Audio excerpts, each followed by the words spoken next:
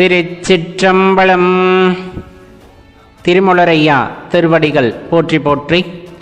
குருவடியும் திருவடியும் அடங்கிய பதிவை ஆரம்பிக்கலாம் நண்பர்களே. நம்ம பதிவில் இறைவனின் கருணை அதை பற்றி நிறைய பேசியிருப்போம். நமக்கு எல்லாத்துக்குமே ஒரு தெளிவு அப்படிங்கிறது அந்தந்த காலகட்டத்திலே கிடைத்துவிடும்.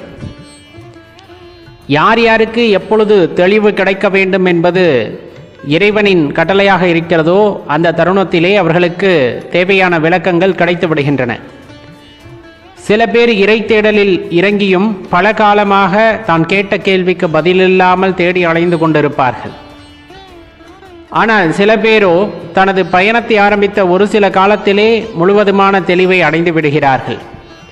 இதற்கு எல்லாம் இறைவனின் கட்டளை தான் காரணம் அப்படின்னா கண்டிப்பாக அது உண்மையாகத்தான் இருக்கும்.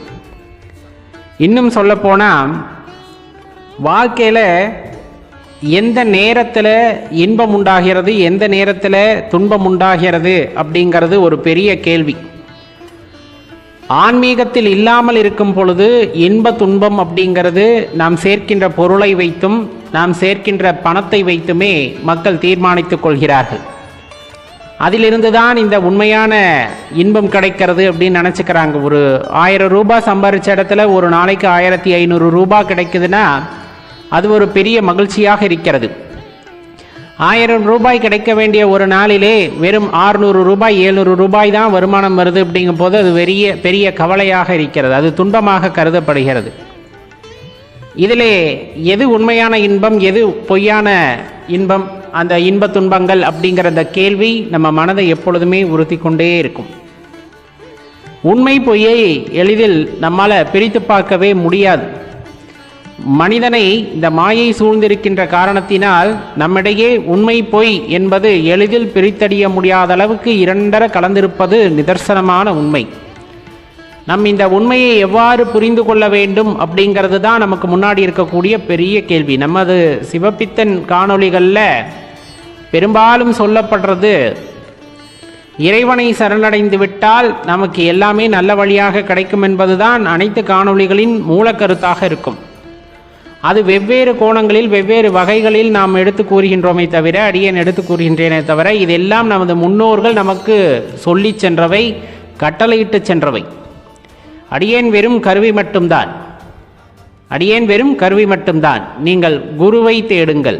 அடியேனுடைய விண்ணப்பம், நிறைய குருமார்கள் சைவ சித்தாந்தத்தில் இருக்கிறார்கள். அதையும் தாண்டி மனிதத்தை போதிக்கக்கூடிய நிறைய குருமார்கள் இருக்கிறார்கள். அவர்களை தேடிச் செல்லும் பொழுது உங்களுக்கான பெரும் விளக்கம் கிடைக்கக்கூடும். அடியேனால் இயன்றளவு அடியேனும் விளக்கத்தை கொடுத்து கொண்டேதான் இருக்கப் போகின்றேன்.